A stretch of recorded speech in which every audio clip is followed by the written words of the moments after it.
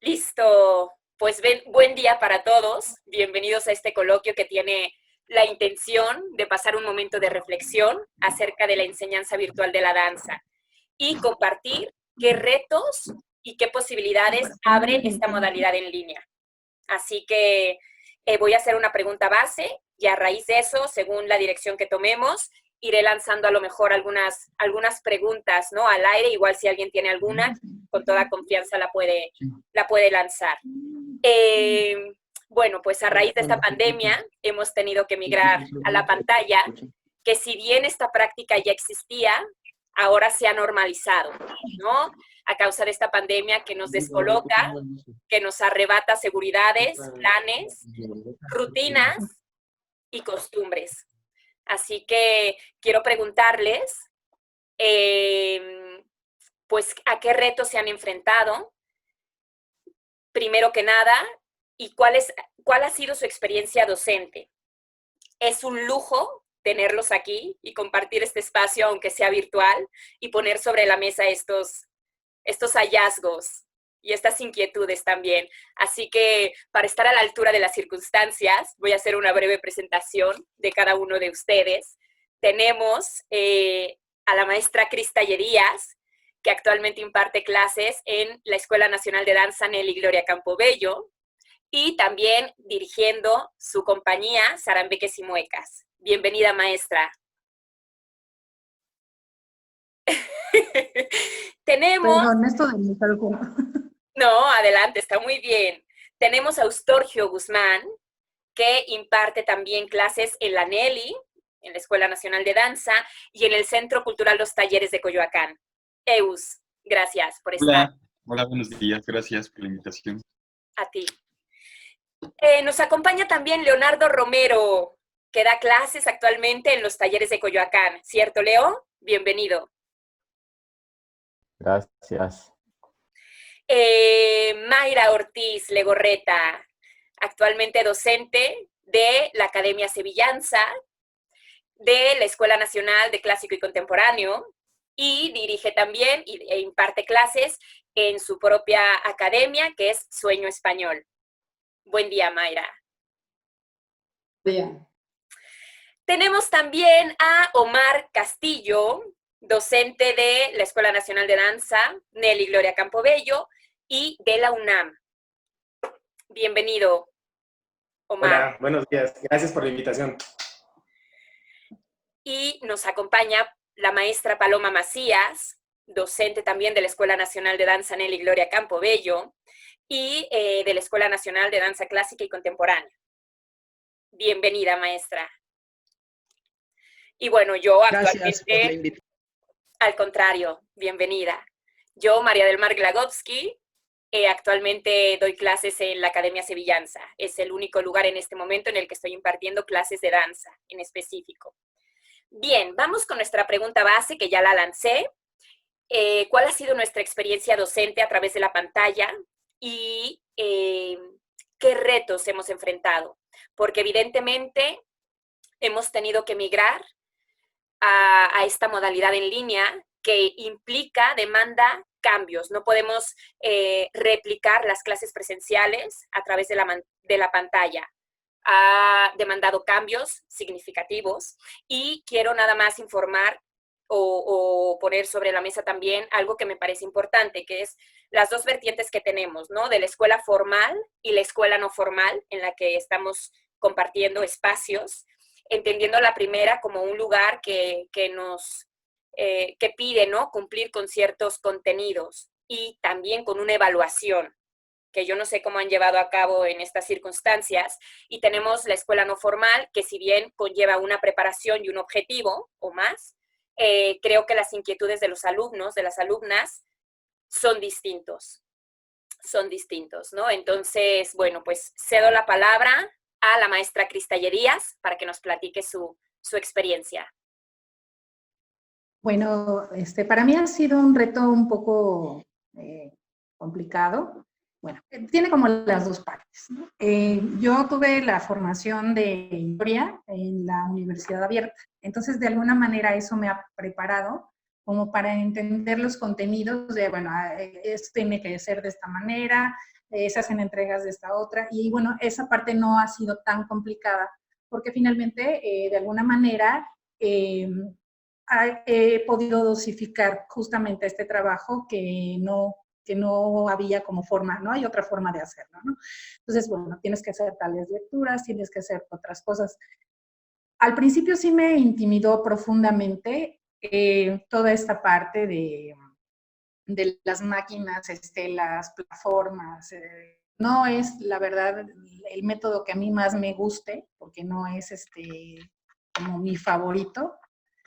Yo siento que sí la educación tiene como esta parte necesitas a alguien con quien, sobre todo esta parte de estar con alguien más, ¿no? O sea, formar de manera individual puede ser muy interesante, pero siempre necesitas de la otra voz, ¿no? De los que están en contra, de los que están a favor, de los que están contigo, de los que no. Creo que este enfrentamiento, esta parte humana, es la que a mí me costó más trabajo enfrentar, ¿no? Como es esa parte de no ver a la gente, no poder estar con ellos, no sé, los sonidos, las entradas, el viento, toda esa parte a mí me parece un poco fuerte, me parece muy, muy violenta.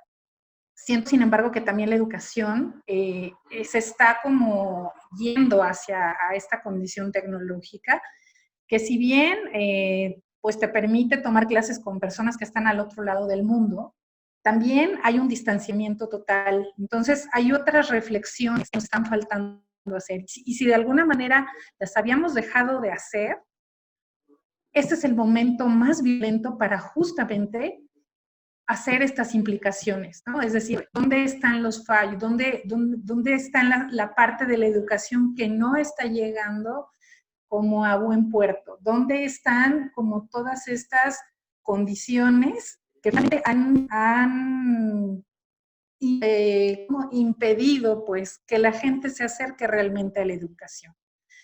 La pregunta ahora, y yo creo que lo más importante, es que nos hemos quedado solos, a pesar de que estamos dentro de toda esta condición de, bueno, sí nos acompañamos a la distancia, estamos en clases, a las 6 de la tarde todo el colegio de folclore se junta para tomar su clase de técnica o de historia.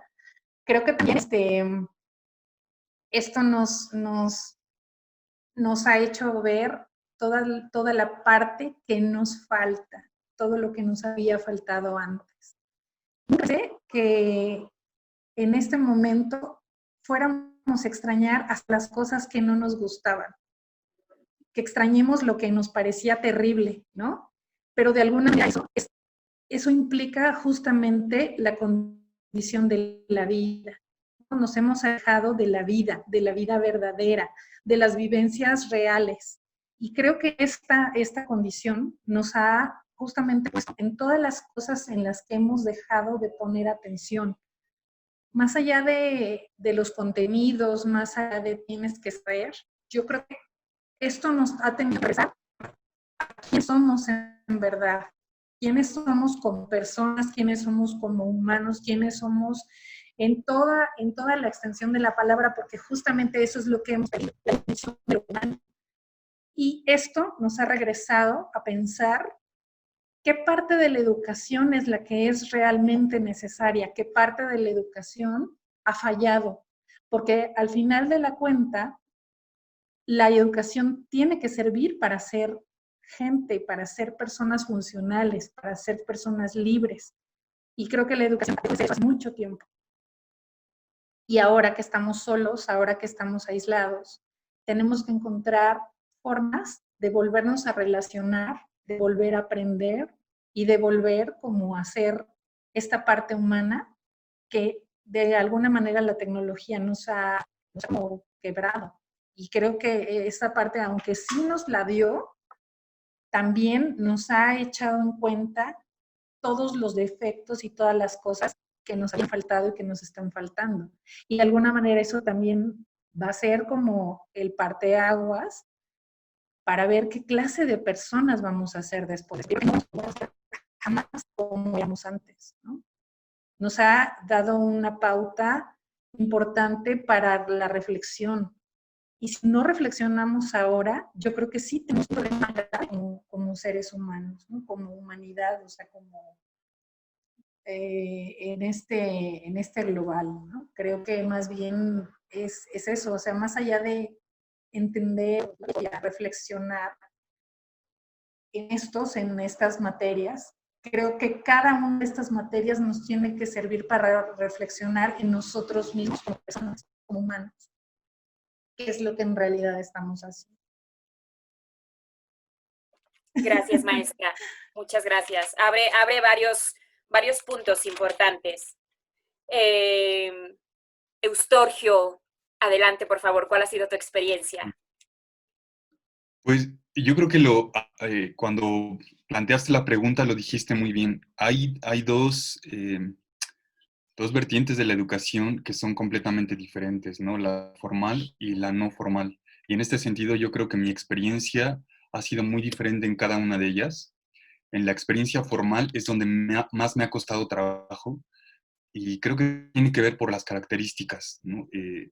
Yo pienso que nuestro sistema educativo y el currículo no estaba diseñado para esto, ¿no? Entonces hemos tenido que hacerlo encajar en esta nueva forma de aprender. Bueno, ni siquiera le quiero llamar así, ¿no? No en este sistema, pues, ¿no? Por ejemplo, el e-learning, el b-learning, que están diseñados para eso, funcionan por eso, porque están diseñados para eso. Pero en el momento en el que nosotros tuvimos que forzar esta migración, justo como lo dices, eh, se evidencian todos los problemas que tenemos en el sistema educativo, ¿no? Ni siquiera digo solo en una escuela en particular, en todo el sistema educativo, ¿no? Y estas vienen a ser mucho más evidentes, por ejemplo, cuando tenemos que evaluar, sobre todo, no sabemos cómo evaluar en estos casos, o sea, estamos vueltos locos porque no sabemos qué hacer, no sabemos qué es lo importante en este sentido, ¿no? Estoy de acuerdísimo con la maestra Crista, que a pesar de que queremos y hay como una esperanza en que esto pueda funcionar, sigue faltando algo, ¿no? Que es lo netamente humano, aquello que construye las artes. De otra forma, estamos virtualizando algo que por necesidad tiene que ser de contacto, ¿no? Y ahí sí, pues estamos perdiendo mucho, ¿no? Y bueno, regresaba al punto de qué otras cosas ha venido a poner en la discusión esta migración forzosa, las desigualdades sociales que tenemos en nuestro país, ¿no? El hecho de que muchos de nuestros estudiantes ni siquiera tengan un equipo de cómputo, que no tengan facilidades de acceso a Internet, que lo voy a decir con estas palabras, que muchos de ellos estén teniendo problemas económicos en estos momentos porque pues estudiaban y trabajaban al mismo tiempo, ¿no? Y nuestro sistema educativo no está diseñado tampoco para ellos, ¿no? O sea, hay muchísimas limitantes. Entonces, bueno, no quisiera extenderme en este punto, pero creo que se puede ahondar muchísimo más. Creo que ha sido mucho más noble para mí en el ámbito no formal, porque hay diferentes objetivos. El objetivo no es la formación en sí, sino pueden ser múltiples, ¿no? Eh, en mi caso, por ejemplo, al inicio me rehusaba a dar clase en línea para mis alumnos. Sin embargo, después lo empecé a hacer porque creo que a mí y a ellos nos ayuda a mantener, sobre todo los primeros días de la cuarentena, de si estábamos encerrados sin salir para nada, a encontrar un momento en el que pudieras tener contacto con otras personas y que pudieras tener también contacto con tu cuerpo, que pues estábamos empezando a olvidar, ¿no? Me encontré con los mismos problemas, ¿no? Algunos no tenían acceso a internet, ¿no? Y entonces ahí tiene que entrar justo lo que decía alguna compañera con la que platicaba, que las humanidades venían al rescate de nuestra sociedad en este momento, ¿no? Porque estábamos haciendo la labor que nadie más está haciendo, ¿no?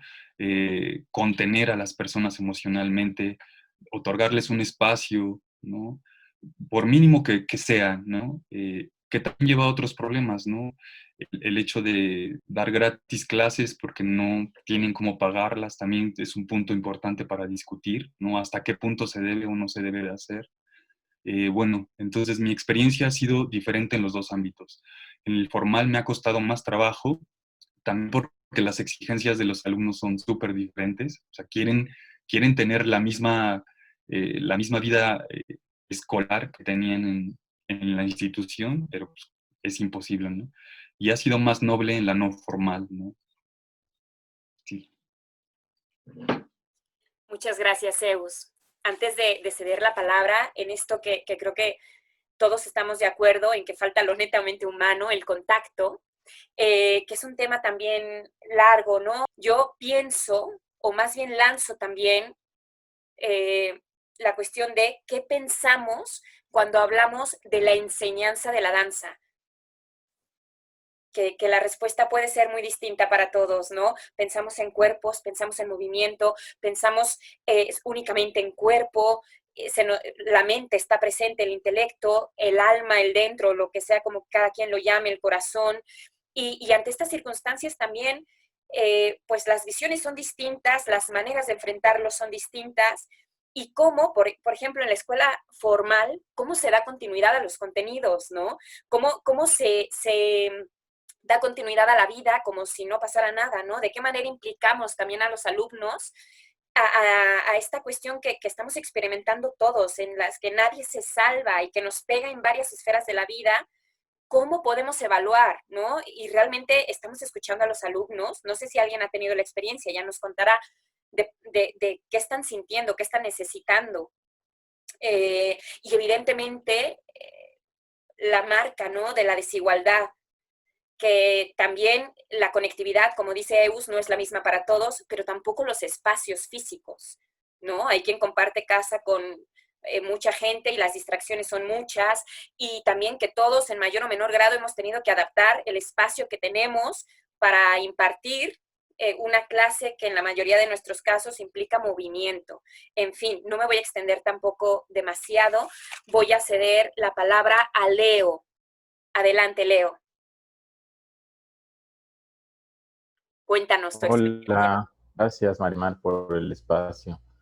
Pues bueno, creo que coincido bastante con Cristo y con Eus en lo que ya comentaron. Mi experiencia evidentemente es en la enseñanza no formal. Y bueno, creo que retomando un poco la cuestión de las artes y humanidades, que es donde pues está inserto este campo disciplinar, creo que el replantearse justamente cuál es la función de las artes en este siglo XXI, en esta época de pandemia, es indispensable, porque si no, pues creo que podemos cometer errores que pues están evidenciando en este momento a nivel no solamente de la educación artística o las humanidades, sino de la educación en general y de la sociedad en la que estamos, ¿no? Entonces, más allá pues de esto que tú decías de enseñar pues un movimiento, una técnica, replantearnos o preguntarnos, ¿no? ¿Por qué enseñamos arte? ¿O qué es lo que estamos transmitiendo a la sociedad con esto que creo que en este tiempo de crisis es indispensable, ¿no? Y priorizar creo que también sería una cuestión pues muy importante, porque si bien es cierto que todos hemos adaptado pues tal vez nuestro modo de dar clase, el currículo, en este caso de quienes están en la enseñanza formal, los espacios, los tiempos y pues por supuesto la cuestión del uso de tecnologías, creo que sí es importante priorizar qué cosas son indispensables y qué cosas no, porque si no en eso se puede perder mucho tiempo, ¿no? Yo he escuchado, mi mamá es profesora de preescolar, ¿no? Y convivo con muchos compañeros que están igual en enseñanza formal, en enseñanza artística a diferentes niveles, y los escucho y sufro con ellos porque me dicen es que tenemos que hacer no sé cuántos como escritos para comprobar que estamos trabajando y de los alumnos y tal, y digo, ¿realmente eso es importante? Y si sí, ¿para quién o por qué, no? Porque creo que está claro que, al menos, bueno, yo pienso, nunca va a ser, ¿no? Como la educación, en este caso de la danza, pues a través de una computadora, de un celular, en vivo. Eso es algo que tenemos que tener clarísimo porque pues, no se puede enseñar la danza a través de la pantalla principalmente porque pues trabajamos con el cuerpo, ¿no? Creo, por otra parte, al igual que Crista, yo tuve una formación en la UNAM, una licenciatura a distancia de enseñanza de idiomas, y creo que hay muchas posibilidades de la enseñanza en línea en otros campos, en también, pues tal vez adaptar los contenidos en este momento, ¿no? Que a lo mejor los estudiantes pues puedan hacer o aprender otras cuestiones tal vez más teóricas, más de lectura, a través, sí, de todos los recursos que hay en Internet, que por supuesto no se van a despreciar, pero ser conscientes de todo ello, ¿no? Y a partir entonces de esa reestructuración, ver qué funciona y qué no funciona, porque si no, además de crear toda la problemática que ya tenemos con la pandemia, pues el grado de frustración y de estrés creo que está aumentando en todos, dolores de cabeza, ya no tenemos tiempo disponible y estamos todo el tiempo en casa, en verdad son como muchísimas las cosas, ¿no? Que están sucediendo. Entonces creo yo que sí es muy importante en cualquier ámbito de la enseñanza y en nuestro caso de las artes, ya no digo de la danza, priorizar y preguntar, digo en información en la Nelly decía clase técnica de la danza. Y creo yo que es importante, por supuesto, no le voy a restar importancia a los aspectos técnicos de cualquier pues, disciplina artística, pero creo que va más allá, ¿no? Creo que el formar un artista, si se le quiere llamar así artista, bailarín o músico, tiene que ser pues algo más integral, ¿no? Y tenemos que acompañar, creo yo, en estos momentos a los estudiantes, que cada quien, como ya se mencionó, tiene una vivencia pues bien específica, no sabemos sus problemas, no sabemos sus carencias, no sabemos si tienen familiares o personas que han fallecido o que están pasando por una situación incluso peor, no relacionada con la pandemia, ¿no? Entonces, creo que sí es muy importante reflexionar antes o a las personas que están con nosotros en este momento y qué es importante, ¿no? Enseñar. Porque incluso creo que todos estamos aprendiendo pues, de la situación, ¿no? Desde diferentes ángulos. Y creo que es lo que decía, ¿no? Eus, que pues las humanidades y las artes están siendo en esta situación pues una ayuda, o deberían ser una ayuda, ¿no? Creo yo. Pero bueno, gracias. Muchas gracias, Leo. Bien, maestra Paloma, que se tiene que ir prontito. Adelante, por favor. Gracias. Perdón, es que me tengo que ir justo a una clase virtual de danzas antiguas con Ana Yepes. Esta es mi primera experiencia dando una clase virtual, yo como alumna. No me quería quedar sin la experiencia, ¿no? Ha sido padrísima y es maestra. Pero bueno, mi experiencia. Bueno, yo estoy en el sector formal completamente. Y bueno, han sido dos experiencias muy diferenciadas. La de la maestría, pues como es una materia ya más teórica, de cosas metodológicas, de cosas de esas, pues no ha sido tan difícil resolverlo, ¿no? Realmente hacemos sesiones plenarias en Zoom, asesorías virtuales por Zoom, lo hemos resuelto pues bastante, sin conflictos, pues bastante bien.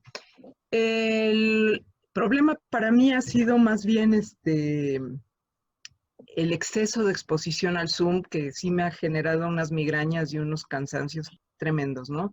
No es tan inocuo estar tantas horas en el Zoom, y pues eso también es un elemento que tendríamos que ver, ¿no? Y sobre todo, yo lo pienso también por el lado de los alumnos, ¿no? Uno como maestro se siente abrumado de estar tantas horas. Ahora me imagino alumnos que están tomando clase en Zoom presencial 5 o 6 horas seguidas diarias, no sé, debe ser agotador para ellos. Bueno, lo segundo es mi experiencia allí en la escuela de clásico. Allí pasaron pues cosas interesantes. Bueno, ustedes, maestros de la Nelly, pues lo habrán vivido. Esta aprensión de los niños de hoy me voy a desentrenar y me voy a no sé qué, las clases teóricas como sea, ¿no? Pero las clases técnicas, ¿qué hago, no? Y esto les generó una angustia tremenda, ¿no? A los chavos. Y bueno, además la incertidumbre y todo el asunto que conlleva ya la pandemia y demás. Entonces, bueno, empezamos todos los maestros a mandar tareas y todo, y llegó un momento en que los chavos dijeron, basta, estamos abrumados de tanta tarea y de tanto ejercicio, por favor, bájenle. Hablaron con nosotros las autoridades, las coordinadoras, y entonces llegamos a acuerdos para ir dosificando las cargas. Quién daba clase en tiempo real, quién daba en forma no sincrónica. Yo opté por dar clases en forma no sincrónica y producir materiales de video para que ellos los bajaran, los vieran en YouTube cuando quisieran, ¿no? Mi materia es teórico-práctica, entonces, bueno, se prestaba para formatos de ese tipo. Eso, bueno, claro, a mí me costó, pues sí, producir el material, hacer todas las partituras en el Avantwriter, que es bastante complicado, irme a mi estudio a grabar las secuencias, luego venir acá a editar todo, a meterlo en PowerPoint, grabar. Bueno, eran unos tiempos de producción tremendos, ¿no? Y unas desveladas hasta las 3:30 de la mañana. Y de repente me empecé a dar cuenta que los alumnos no veían los materiales, ¿no? Y decía yo, pues, ¿qué onda, no? O sea, por un lado sí quieren la clase, pero no ven los materiales, pero ¿qué pasa? Entonces lo que empecé a hacer fue añadir un pequeño quiz, un examen, en donde necesariamente tenía que ver el material para poderlo contestar. Y ahí fue cuando empecé a ver que sí, ya empezaban a ver los videos y toda la cosa, y me mandaban sus secuencias, les pedía pequeñitas secuencias en video y más el cuestionario contestado. Y bueno, pues hasta allí me la he llevado, ha sido sistema que en mis materias teórico-prácticas ha funcionado bien. Dar la clase presencial me hubiera requerido tener un pizarrón allí, ver si se ve la anotación, o preparar una pantalla en Zoom, que hubiera sido casi lo mismo que preparar la clase como la estaba preparando. Entonces creo que funcionó en ese sentido. Por otro lado, yo no quise tampoco dar la clase en tiempo real, porque a mí me parece que el Zoom es profundamente invasivo del espacio privado, ¿no? Había allí en la escuela una chica, todavía la hay, que la preocupación de los maestros es que nunca abría su pantalla. Ella tomaba las clases y todo, pero con la pantalla cerrada. Todo el mundo le pidió, por favor, oye, abre tu pantalla, no te puedo ver, esto. Nunca quiso hacerlo.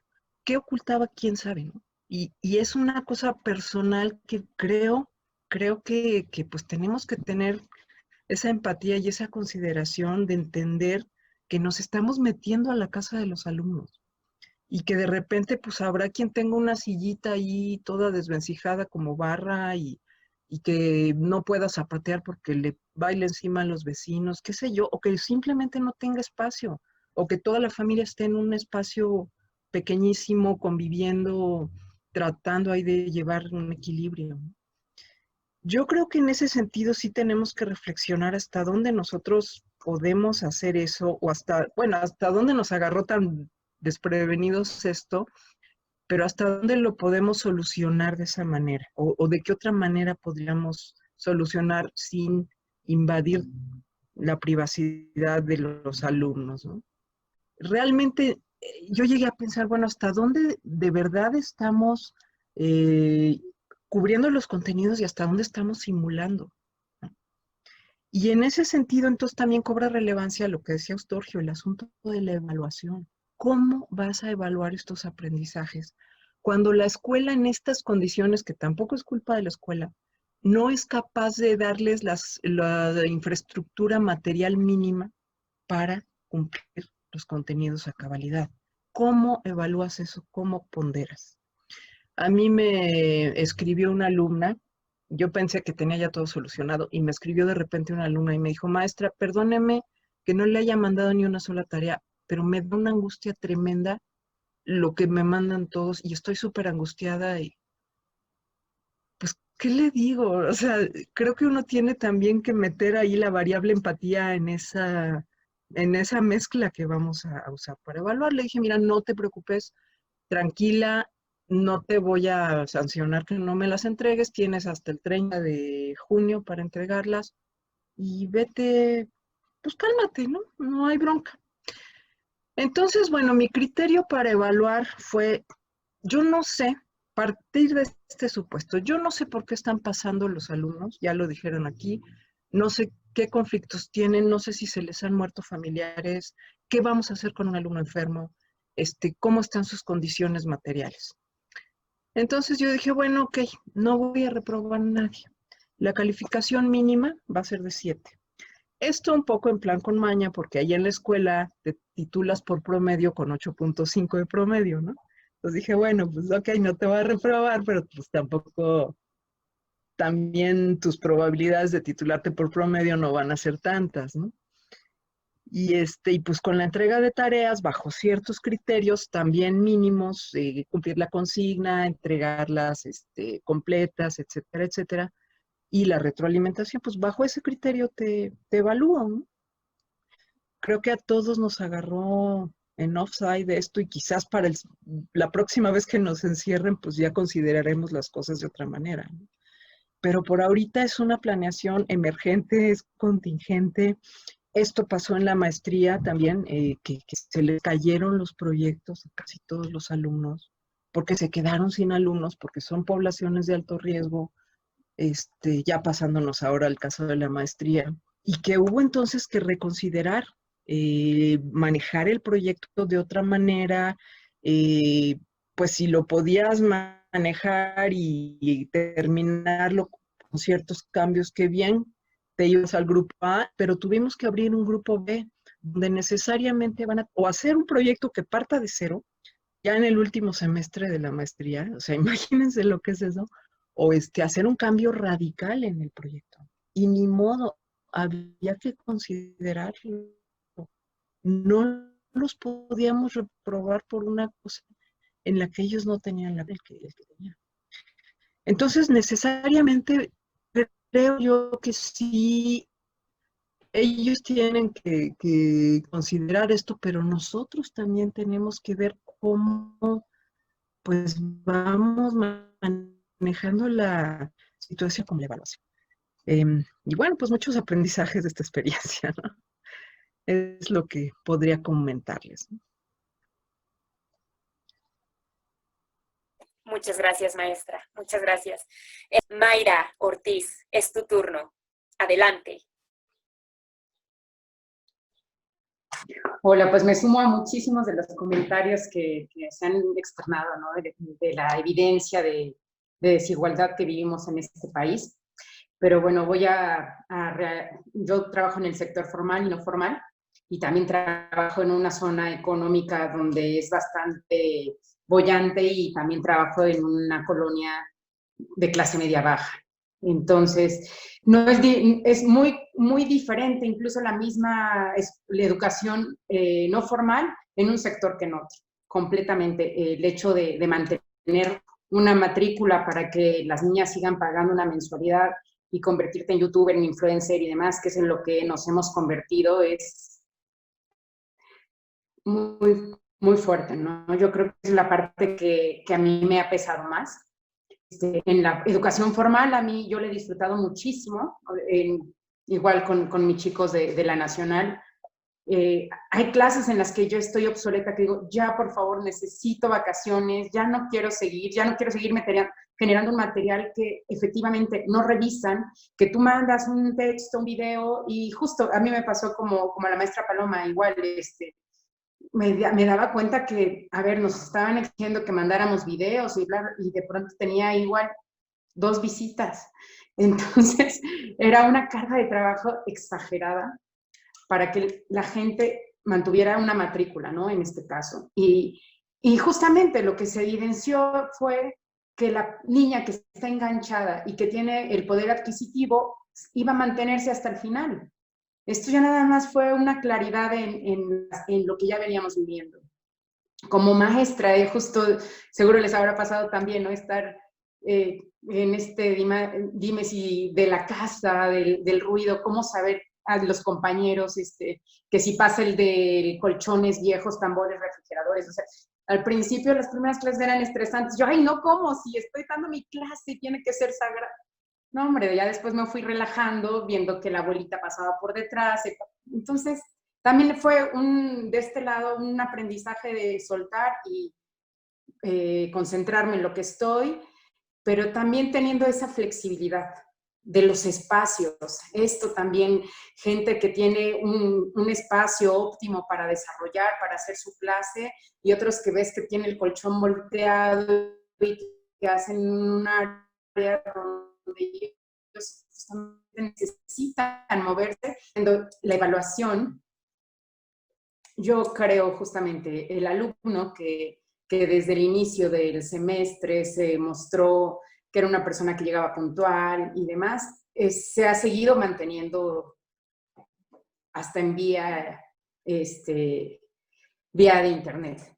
Y aquellos que no lo han hecho, realmente sí es porque ahí hay algo, hay un clic, y ahí ya no entra uno a juzgarlo como profesor, sino a entender que esta persona que siempre fue responsable, que siempre cumplió, y ahora algo sucede, algo no se está conectando o no está entregando las tareas en tiempo y forma, pues seguramente es que hay algo pasa, ¿no? O sea, no hay que permitirles como que abrirles el abanico de posibilidades, creo yo, pero sí se trabajaron hasta el mes de marzo, la primera quincena de marzo se trabajó, y uno ya conoce más o menos los grupos, sabes quién miente, quién no, y que claro, que todo esto puede ser tan modificable justamente al perder los trabajos, a tu familia, pero bueno, yo por ahí siempre pienso que ahorita que escuché a Eustorgio decir que al principio se rehusaba, yo también, es que yo creo que para todos era una situación de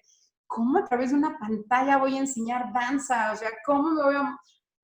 No, o sea, creo que sí fue al principio un shock de decir, no puedo dar una clase práctica. ¿Cómo? O sea, y la contraparte vino cuando justamente este material que viene del otro lado del charco, que empieza uno a decir, ay, fíjate que fulanito está en clases abiertas y pues me voy a poner los zapatos y voy a ver qué sucede. Y en ese momento, cuando yo decidí tomar una clase y ver 400 personas conectadas, dije, seguro menos el 50% que solamente le está escuchando o le está viendo, más los que captan. Y después me di cuenta que también algunas cosas que uno como ejecutante haces una interpretación de lo que estás viendo. O sea, ¿qué garantía tienes de lo que estás haciendo es lo correcto? Y a mí me pasó, o sea, es que de pronto en esto de la pantalla, ok, bueno, hay que resolver una llamada, ay, no sé, bueno, pero si la meto en este compás, pues ya, la resolví. Pero eso es una interpretación, realmente era otra cosa lo que quería decir la maestra y otra lo que estoy haciendo yo, ¿no? Acomodando, ajustando a mis posibilidades, a mi oído, a muchas cosas que en el salón de clase no, pues era así y tiene que ser así. Y en una pantalla dices, bueno, pues te cabe el beneficio de la duda. Creo que eso, al estar del otro lado como alumna, mi aprendizaje fue, claro, los chicos interpretan. Cuando yo recibí igual mis evidencias, yo decía, bueno, pero ¿por qué? O sea, ¿cómo? Tan solo la música, el desfase, hay muchas variables, ¿no? Pero dentro de todo esto, en cuestión de la educación formal, hay grupos en los que digo, sí, voy a mantener teoría, ahora esto. Hay grupos en los que digo, ya, por favor, necesito vacaciones, ya no quiero más. Me rehúso también, estamos bombardeados de clases por internet y de que hay algo también que me quedo pensando es, ¿cuántas clases se han abierto online? Y se me hace pues no sé, como la prostitución, a lo mejor está muy fuerte, pero se me hace prostituir a la danza. Sé que tenemos que seguir comiendo, pero ¿cómo vas a dar una clase si no conoces el cuerpo del alumno? Sobre todo en algunas materias de ballet, de contemporáneo, donde se pueden lesionar por estar haciendo y diciendo. Cuando uno ya tiene cierto bagaje, dices, ok, eres más consciente de tu cuerpo, sabes cómo colocar. Pero cuando abres una clase así, clases, digo, en lo que hemos caído. Y realmente lo que me preocupa es justo en este aprendizaje, esto se va a quedar, esto tendrá que mutar a las redes completamente, pues yo creo que los que estamos aquí justamente en este coloquio y que hemos tenido una formación muy distinta a una pantalla, nos cuestionamos y nos rehusamos a aceptarlo, pero ¿de qué forma va a continuar, ¿no? Un siguiente ciclo escolar, porque sabemos, ¿no? que esto va a mantenerse, al ser una actividad de alto rendimiento, pues más tiempo. Aunque regresen la escolaridad, las clases prácticas, ¿qué va a ser de ellas, no?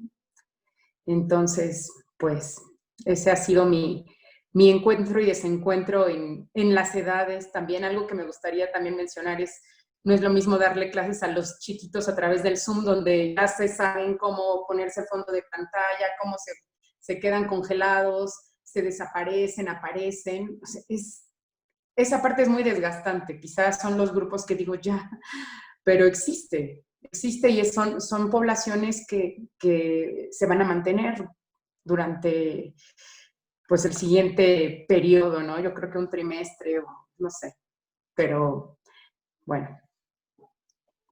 Muchas gracias, Mayra. Omar Castillo, te escuchamos. Bueno, intentaré ser breve porque hay muchos aspectos que anoté, que coincido con los compañeros, entonces nada más pasaré por encima. Pero bueno, antes de eso, destacar, Marimar, siempre estas iniciativas que tienes y que a lo mejor sonará un poco cursi, pero que siento que vienen de un gran corazón, que es el tuyo. Gracias por invitarme y sobre todo agradecer estar con personas maravillosas, con seres humanos muy lindos, que para mí es lo importante trabajar y compartir. Yo me alejo de la banda negativa mucho, así es que muchas gracias por estar con la banda chida y perdón la expresión. Bueno, voy por algunos de los aspectos. Lo primero es, esta pausa de reflexión creo que es súper importante. O sea, el COVID nos metió a reflexionar qué docentes somos y qué docentes vamos a ser. O sea, en verdad nos tenemos que empezar a cuestionar cómo estábamos dando clase, esta teoría de las famosas teorías implícitas del docente, ponerla en práctica y decir, ¿qué está pasando realmente con nuestra forma de dar clase y hacia dónde la vamos a dirigir? Entonces, si el COVID fue como una sacudida de decir, hey, piensa cómo estás dando clase, piensa, por favor, hacia dónde vas. Entonces, sí fue necesario esta pausa y coincido y lo dijo la maestra Cristian. Nos va a invitar a reflexionar en muchísimos aspectos. Entonces, una de las situaciones que a mí me pasó, yo trabajo totalmente en educación formal, tanto en el bachillerato de la UNAM como en la licenciatura en la NEVI, brotó la naturaleza de las asignaturas, o sea, las materias prácticas en verdad se empezaron a volver teóricas, o sea, no hubo mucha manera de poder migrarlo hacia lo práctico por muchos aspectos que ya han comentado mis compañeros, ¿no? El primero de ellos son los espacios, este debate entre lo público y lo privado, que yo de pronto decía es totalmente cierto, no podemos exigir a los chicos que abran la pantalla. Yo tenía una alumna que me decía, es que mi abuelo tiene COVID y el abuelo estaba ahí, y el único espacio que tenía la chica con el abuelo, me decía, no lo puedo hacer ahora porque si pongo la música, mi abuelo está descansando, y tenía toda la razón. Y esta migración, un poco ver cuáles fueron cuál es la naturaleza de la materia, qué contenidos se pudieron adecuar y cuáles definitivamente no.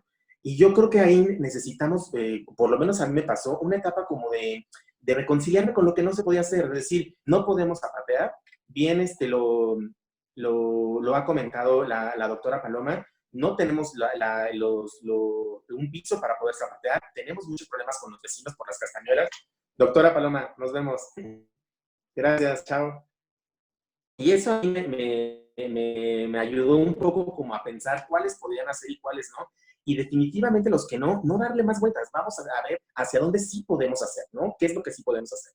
Un aspecto más que tengo es, tenemos que, o por lo menos no, a mí me brindó la oportunidad de pensar cómo nos vamos a capacitar y cómo nos vamos a actualizar en materia de TIC y de TAC. O sea, ahorita el debate ya no nada más es cuál es la tecnología de información en la comunicación, sino ahora cuáles son las tecnologías de aprendizaje, las TAC. O sea, ¿cómo vamos nosotros a empezar a migrar? Porque las TAC es probablemente lo que está más encaminado hacia un entorno virtual de aprendizaje, que ya lo mencionaba Storgio, e-learning o b-learning. Pero entonces, o poner un Zoom e intentar dar la clase, yo lanzaría la pregunta, ¿se aprendió o no se aprendió? Un entorno virtual de aprendizaje es donde nosotros hacemos todo un diseño instruccional, donde nosotros hacemos una secuencia didáctica adaptada a las tecnologías y donde le brindamos un acompañamiento al estudiante. Yo que me ponga a hablar aquí en Zoom no significa que los chicos estén aprendiendo. Entonces, eso creo que fue lo que pasó, que llegó lo del COVID y los maestros pues verdad, yo reconozco al profesorado, ole a los maestros, en verdad. Empezamos a ver cómo vamos a resolver, pero creo que la lección y el gran aprendizaje que nos llevamos es que tuvimos que haber hecho una primera pauta. Y alguien, creo que la doctora Paloma lo mencionó, una primera pauta entre maestros de decir, ¿qué vamos a hacer, compañeros? ¿Quién tiene conocimiento de tecnología? ¿Quién no? ¿Quién va a estar en modo sincrónico? ¿Quién en asincrónico? ¿Cómo vamos a hacer? Porque lo único que pasó fue en los sistemas de educación formal una saturación de los alumnos, estaban saturados en tareas, los alumnos ya están un poco cansados. Yo ya recibí comentarios de que el día que más esperan es el 30 de junio para ya acabar el semestre en la ANELI, de la cantidad de tarea que tienen. Entonces, creo que la gran lección es, primero nos tuvimos que haber reunido el equipo, ver qué era, cómo nos íbamos nosotros a organizar y a partir de ahí echar a andar el plan. Porque creo que intentamos todos migrar los contenidos hacia la parte digital sin un proceso previo de mediación de saber qué era lo que estaba pasando. Eso creo que es una situación. Y también evidenció muchísimo, y esto comparto la opinión con Eus, con Crista, ¿qué está pasando con la educación? O sea, no puede ser posible que nos pidan la migración y los contenidos cuando, por ejemplo, en la ANELI no tenemos un punto de red, cuando no tienen los chicos una cuenta de correo institucional, cuando no tenemos aulas virtuales que nos dice, que nos provea el mismo Instituto Nacional de Bellas Artes, cuando los docentes apenas tenemos una cuenta de correo institucional y podemos ocupar MIT. Necesitamos pensar como institución en si realmente queremos migrarnos hacia entornos virtuales de aprendizajes, tenemos que tener una infraestructura totalmente adecuada. Y eso, por lo menos en la ANELI, brotó. Porque no había manera. Si los chicos hubiesen tenido una cuenta Zoom, como se otorgó en muchas otras universidades, una cuenta Zoom donde no nos pararan a los 40 minutos, muy probablemente los chicos no tuvieran que estar ocupando sus datos. Se conectaban tan solo a internet y podían tener durante muchísimo tiempo. Es nada más una de las situaciones. Pensar muy bien también como en la parte institucional, cuáles son nuestras carencias y sobre todo en materia de infraestructura y de acompañamiento y formación docente. Es necesario que se sigan abriendo cursos, talleres o diplomados para los profesores y empezar a vincularlos con las tecnologías y con las TAC. Y no solo aprender a usar un Kahoot, no solo aprender a usar un Zoom, sino decir, ya lo sabes usar, perfecto, la parte instrumental está. Ahora, ¿cómo lo vamos a migrar a una secuencia didáctica y cuál va a ser el acompañamiento que le vamos a dar a través de ese aprendizaje? Una cosa que también comparto fue la empatía con los estudiantes. Creo que a mí, yo relajé muchísimo. Yo en esa parte no me puse como súper tenso y me tienen que entregar y las fechas, ¿no? Creo que la empatía era muy, muy, muy necesaria y por lo menos a mí me ha dado grandes resultados. Quisiera platicarles algunos de ellos. Este acompañamiento con los chicos de la UNAM, yo ya entraba en una parte final, porque yo estoy en bachillerato. Entonces, básicamente en la UNAM lo único que yo tuve que hacer es diseñar calificaciones finales o instrumentos para poder hacerlo, que me llevé la vida, porque diseñar una rúbrica por alumno en la UNAM por una población de más de 200 estudiantes, para mí fue mortal. Estar haciendo rúbrica, entregar comentarios personalizados, revisar 200 videos, 200 secuencias didácticas, fue para mí un trabajo en verdad terrible. Por la parte de la ANELI, yo debo reconocer que cuando tú tienes empatía con los estudiantes, hay una gran respuesta. Y yo aquí quisiera agradecer a toda la carrera de español, que por lo menos ha puesto la camiseta conmigo y que hemos tenido que reorientar, que yo tengo la muestra, que es una asignatura totalmente práctica en la cual no puedo hacer trazo coreográfico a través de Zoom, o sea, estoy muy maniatado, de no ser algunas breves secuencias, no pude avanzar más, y tengo prácticas escénicas. Entonces, yo estaba en las asignaturas donde no había demasiada movilidad. ¿Qué fue lo que hice? Intentar migrar hacia otro tipo de aspectos. Gamificación. Empezar a ver de qué manera podríamos incorporar situaciones más lúdicas en el aprendizaje. Kahoot, sistemas de quiz, etcétera, que pudieran ser un poco más interactivos y lúdicos a través de una pequeña secuencia de observar un documental, de estructura del baile flamenco, etcétera, que lo pudimos hacer. Me siento muy contento y la respuesta de haber generado vínculos, específicamente con Alfonso Vargas, un investigador de la Universidad de Cádiz que brindó de manera gratuita, o sea, en verdad fueron y escribirle y decirle, Alfonso, ¿te interesaría dar una plática de biomecánica del baile flamenco para la gente de la ANELI? Me dijo, sin problema. Y dije, wow, o sea, como en otras partes, y una conferencia que yo dije, ole, Alfonso Vargas, la verdad. Organicé también un ciclo como de conferencias a través de temas transversales, me tuve que salir del currículum establecido, realmente me fue al currículum nulo, lo que no estaba, entonces diseñé 2 conferencias para los chicos, una que hablaba de los bailes preflamencos a través de la pintura costumbrista en el siglo XIX y otra que tenía que ver con flamenco y patrimonio. Organizar un pequeño conversatorio, que también lo ha hecho el maestro Ustorgio, nada más que en este caso lo voy a hacer nada más con la orientación de español, y me siento muy contento de haber generado un vínculo con la Universidad Nacional del Ecuador y con la Universidad Uniminuto, donde vamos a empezar a trabajar un proyecto en México, en Ecuador y en Colombia, con los chicos que están muy relacionados con las carreras de educación artística, carreras en artes escénicas y educación dancística con orientación en danza española, en la cual vamos a empezar a llevar un COIL, que es como un proyecto colaborativo a través de la virtualidad, donde muy probablemente el eje rector va a ser cómo estamos viviendo y cómo estamos enseñando a partir de las artes. Voy bien, chicos, porque me comenta Mayra que se pasmó. Sí, sí, sí. Y por último, quisiera tomar el punto de la evaluación, que creo que lo ha tomado el maestro Ustorgio y la doctora Paloma. Tenemos que migrar en las artes. Yo siempre he sido convencido en la evaluación por agentes a darle mucho más peso a la autoevaluación.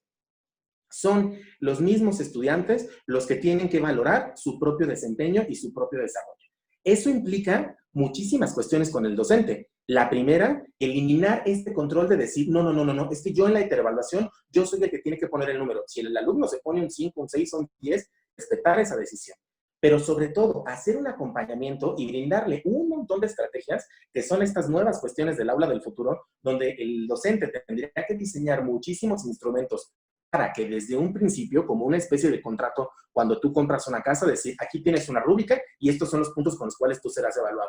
Aquí desde el principio se te establece cómo va a ser el asunto, para que no exista ninguna sorpresa al final.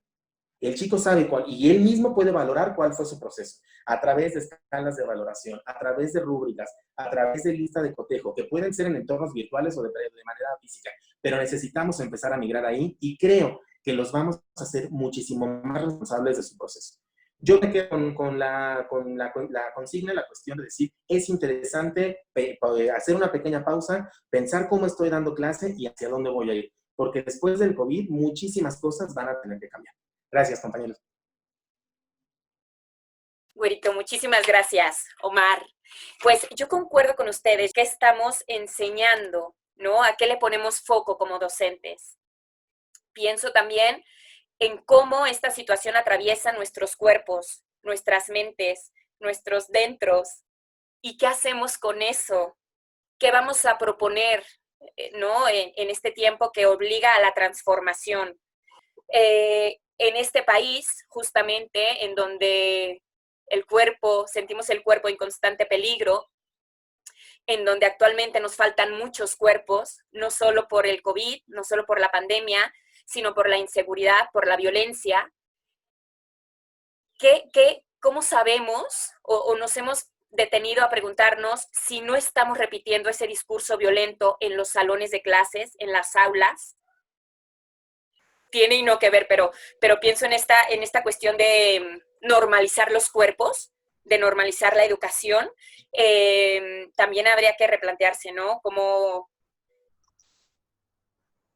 apoyar como la diversidad, ¿no? Que no prime una constitución corporal sobre otra, que los mismos maestros no apoyemos pues esas cuestiones obsoletas, insisto, esos discursos hegemónicos, ¿no? En los que el peso, la piel, en los que cuerpos dotados tienen más privilegios o son apoyados por los maestros y los otros, que ya marca de por sí una diferencia, son relegados, ¿no? Se les den herramientas para que sean justamente alumnos autónomos, autosuficientes, responsables y justamente para que cuando nos volvamos a confinar, que esperemos no sea el caso o no sean muchos los casos, pero que es una realidad y una posibilidad, pues los alumnos también no se sientan tan solos, ¿no? No se queden tan desprotegidos, tan faltos de herramientas, de sostenes reales, ¿no? Y realmente útiles. Entonces, justamente también creo que se hace evidente cómo dejamos a los alumnos, ¿no? Cómo nos agarró el confinamiento, cómo lo enfrentó el alumno, qué tenía sólido para sostenerse. Creo que cabe la oportunidad de replantearse un montón de cosas en torno a la educación dancística. Tomar nos da luz, ¿no? Nos da luz para el futuro cercano, en qué necesitamos hacer, en que la comunicación es fundamental, es básica, hacer comunidad, en lugar de fortalecer, ¿no? Las brechas, las divisiones, qué vamos a hacer para juntarnos, para trabajar en equipo, para rescatar la intención genuina de una clase artística. En fin, me voy a callar. ¿Alguien quiere decir algo respecto a lo que se vislumbra, a lo que necesitamos? Yo rápidamente, Creo que Omar lo dijo muy claramente, ¿no? Tenemos que repensar, en primer lugar, qué es la educación. Después de eso, qué es enseñar y qué es aprender. A partir de eso, lo que más necesitamos y lo que más se evidenció es justo que no estamos preparados. Aunque creemos que somos especialistas en nuestra materia no es aislada. No, lo que enseñamos no es un campo limitado. Tiene que ver con todos los saberes de la vida. Y nos encontramos con que hay maestros que no estamos preparados para, para diseñar un programa, ¿no? Con eso es más que suficiente para empezar, ¿no?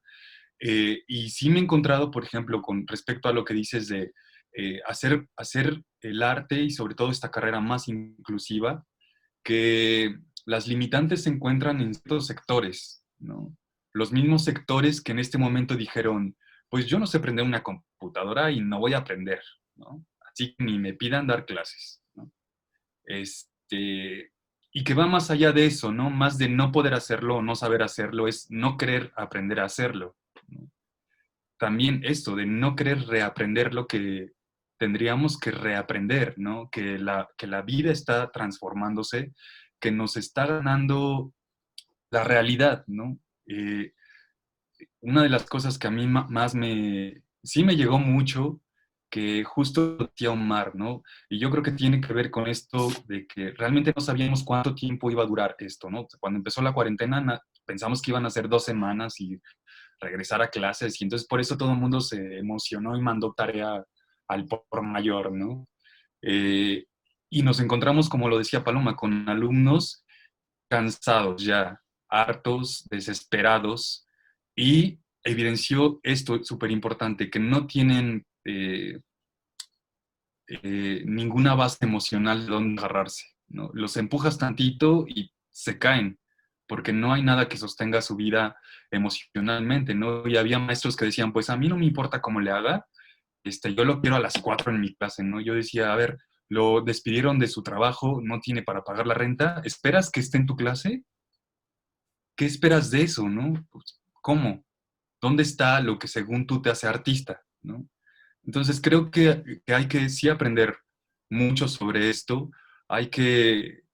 Yo creo que lo principal es esto, prepararnos para lo que viene, prepararnos en todos los sentidos, en nuevos aprendizajes, en reflexionar sobre nuestra práctica educativa, reflexionarla como algo mucho más amplio a lo que estamos acostumbrados, ¿no? Que es como preparar mi clase y llegar al salón, ¿no? Y que va más allá de eso, de qué aporta lo que yo estoy enseñando a la sociedad, qué aporta lo que estoy enseñando o lo que pretendo enseñar, ¿no? a mis alumnos ya en un ámbito más general a su vida. Les estoy dando más estrés ahora, realmente les estoy enseñando algo, ¿no? Entonces creo que para mí es eso, nos está exigiendo que nos preparemos, ¿no? Profesionalmente, emocionalmente y en este análisis continuo, en la autorreflexión, que yo creo que es importante. Gracias, Zeus. Muchas gracias. ¿Alguien más quiere añadir algo para ir concluyendo? A sumarme a lo que ha comentado Eus, pensarnos y repensarnos va a ser prácticamente que una tarea obligatoria para nosotros. Y intentar colocar dentro de nosotros un botón de alerta, que ese botón de alerta no vibre, nos dé una señal cuando por más de 4 años sigamos montando la misma coreografía. Cuando hacemos una secuencia de flamenco, estilizado, folclore, que sea, la reproducimos por 17 años igual, donde consideramos que las formas violentas es una forma de poder enseñar, ¿no? Donde estemos muy conscientes de que estamos en una escuela, por lo menos en la NELI, donde estamos formando docentes, y que es muy importante que ese ejemplo de docencia que nosotros le estemos dando sea un ejemplo de docencia, como ya lo dijo Eustorgio, totalmente incluyente. Porque muy probablemente ese ejemplo de docencia ellos lo van a reproducir posteriormente. Evitar generar estas figuritas, ¿no? Que tanto daño han causado a la escuela. No necesitamos estar formando coreografías donde Leo y Eus sean los protagonistas. No. Necesitamos formar una cosa muchísimo más grupal. necesitamos repensar, replantearnos y saber qué es realmente lo que necesitamos como docentes, pero yo también diría que es necesario que la institución reflexione sobre qué tipo de escuela es la que se va a empezar a brindar y empezar a detectar cuáles son todas las carencias que hay en la institución. Este COVID ha sacado a flote bastantes y empezar a resolver situaciones, porque sin temor a equivocarme lo puedo decir, en otras partes del mundo, en otras latitudes y en otras partes de México se está trabajando ya en eso y ya llevan una carrera muy, muy aventajada. ¿Qué podemos hacer para que la malla curricular de la ANELI, por ejemplo, no sea una malla curricular más semejante hacia la educación básica, hacia la educación secundaria, donde tú tienes asignaturas, donde nada más van planteadas de forma gradual? ¿Qué podemos hacer para pasarla realmente a una malla curricular que corresponda a un sistema educativo de licenciatura, en el cual nosotros podamos hacer integración, en el cual podamos trabajar a partir de proyectos, donde el aprendizaje sea centrado en el estudiante, donde podamos hacer intercambios entre las mismas escuelas, donde desarrollemos un sistema de materias optativas que ellos puedan elegir? En muchas ocasiones no les queda, la materia optativa puede ser una risa, porque nada más les queda una o les quedan dos. ¿Dónde está esa oferta que tenemos que hacer? Necesitamos nosotros también reflexionar, pero hay un lanzamiento, un llamado hacia la institución de decir, también la institución vamos a tener que hacer. Y yo creo que el INBA forma gente maravillosa, y en el INBA estamos un montón de profesores, me atrevo a decir, comprometidos y con mucho cariño. Necesitamos ahora la otra parte, el respaldo institucional, donde también la escuela, y digo la ANELI, por no decir la ANELI, el INBA en general, arrope a su comunidad y que digan, pa'lante. Porque otras universidades ya llevan 3 kilómetros caminados y otras ya llevan 15, y nosotros seguimos en la línea de salida. Sí, sí, bueno, nada más para comentar algo que dice Omar, que sí es súper importante sobre la institución. A mí sí me da pena, vergüenza que el Instituto Nacional de Bellas Artes no pueda otorgar ni siquiera internet a las escuelas, ¿no? O sea, tan básico como eso, ¿no? Tan básico. Y que los maestros tenemos que poner de nuestros bolsillos para pagar desde el internet las copias, todo, ¿no? Porque no hay nada, ¿no? Entonces es una pena que siendo el Instituto Nacional haya carencias tan básicas como esas, ¿no? Muchas gracias. Leo, Mayra, Crista, ¿quieren agregar algo más? Yo Yo creo... solamente, Crista, por favor. perdón, nada más es una cosa muy, muy simple la que voy a decir. Yo creo que lo que sí necesitamos es cambiar como sociedad de todas las formas posibles. No puede ser posible que sigamos viviendo en una sociedad que tenga tantas desigualdades y que además nos parezca normal. Que nos parezca normal que unos tengan mucho, que unos no tengan nada. No puede ser posible que la educación además nos confronte y además nos estemos enfrentando, o sea, nos estamos peleando unos y otros, tú porque tienes, tú porque no tienes, tú porque hiciste, tú porque no hiciste, cuando en realidad el problema es otro. Yo creo que si como sociedad no cambiamos la educación, nosotros que se supone que somos los docentes, no cambiamos esa manera de vernos, sí estamos perdidos como sociedad, porque entonces, ¿para qué estamos educando? ¿Para qué estamos haciendo las cosas? La SEP te pide que, así como acaba de decir Eustorgio, la SEP te pide que hagas, pero ellos no hacen absolutamente nada. Nosotros estamos permitiendo cosas que están muy graves, cosas que están mal, que en realidad están muy mal. Y yo creo que también, si nosotros como sociedad no hacemos un alto y pedimos además también estas condiciones, creo que sí no hay mucho que hacer. Porque nosotros estamos haciendo. No, miren, me tienen que seguir pagando porque mira, sí estoy trabajando, sí estoy haciendo. Si esto no es claro para el gobierno, si esto no es claro para la secretaría, si esto no es claro para todos, creo que sí tenemos un problema y el problema somos nosotros. Porque nosotros tampoco estamos valorando el trabajo que nosotros estamos haciendo. Desde hace un tiempo sí, los maestros estamos como siendo vistos desde una lente muy extraña, ¿no? Entonces, y nosotros solamente hemos cumplido, pero nosotros no hemos dado cuenta de lo que en realidad nosotros creemos, de lo que nosotros estamos padeciendo, de lo que nosotros estamos viviendo y de lo terrible que es además ser maestro en una sociedad como esta, que no está valorando ni la enseñanza, ni la educación, ni nada. Entonces creo que sí, es muy grave estarnos enfrentando eso porque parece que es como una especie de guerra con la educación con las asociaciones, con que la gente se junte, y creo que ahí es donde sí deberíamos hacer como un frente común, o sea, más allá de, como dicen, el que es perico donde quieres verde, uno encontrará las formas de darlos, porque finalmente si tú sabes lo que tienes que decir, lo que tienes que hacer, tal vez encontrarán las herramientas, o sea, estas cosas son tal vez lo de menos, pero yo creo que lo que nos estamos enfrentando es a otra cosa mucho peor, que no solamente es pasar tus contenidos a una plataforma. Yo creo que a lo que nos estamos enfrentando en realidad es a que la educación no sea valorada, a que la educación no tenga sentido. Y si eso no tiene sentido, o sea, si como sociedad, eso es lo que nosotros debemos de hacer importante, creo que en realidad ya no tenemos mucho hacia dónde hacernos, ¿no? Entonces yo creo que sí, nosotros nos hemos puesto a las situaciones, a las circunstancias. Y pues bien que mal hemos tratado de hacerlo posible porque eso suceda. Pero desde ahora no hay empatía, no hay empatía por lo que nosotros estamos haciendo. Y yo creo que eso también es terrible. O sea, si nosotros no nos hacemos fuertes, no nos hacemos todos comprensivos también frente a nuestra propia situación, yo creo que ahí también es un problema que deberíamos mirar y que deberíamos también de empezar. Gracias, maestra. Muchas gracias. No podía destrabar mi micro. Leo, ¿tú quieres decir algo? Bueno, creo que coincidimos en este cambio de paradigma, ¿no? Que ya lo dijo Crista muy bien.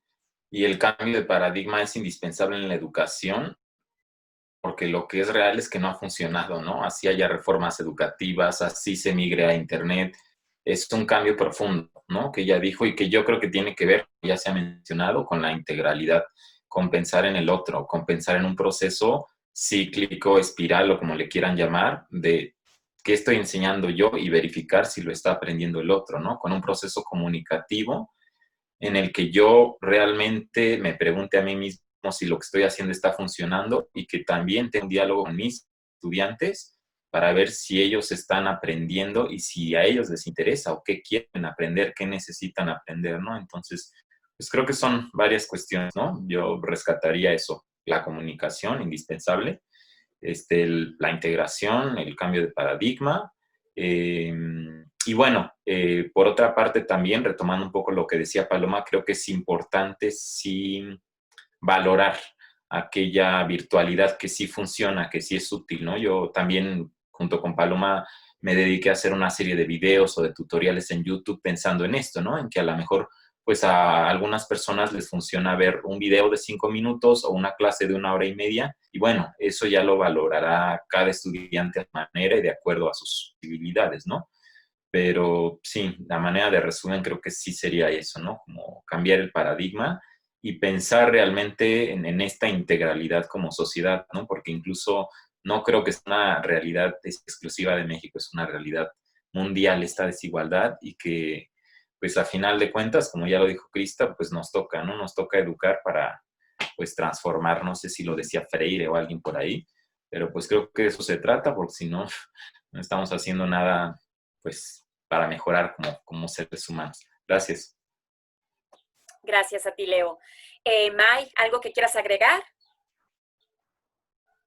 Bueno, ya solamente quizás como nada más un entrecomillado que nos corresponde también como docentes de arte es justo esta empatía de la que se ha hablado y de saber las prioridades que como sociedad enfrentamos. O sea, la educación es primordial y tenemos un rezago de antaño, pero también creo que el enfoque humanista del que se planteó mucho en este coloquio, que creo que nos define como actividades artísticas, deben de seguir trazar antes de lo artístico al que sea primero humanístico. No sé si me explico, pero ahorita con tanto tema donde se pide que haya apoyo a esto, apoyo al otro, sí, claro que es súper importante. Pertenecemos a una comunidad artística que de esto come, pero ahorita la prioridad social de salud, también tenemos que como voltear y decir, a ver, esto es prioridad para que tengan comida.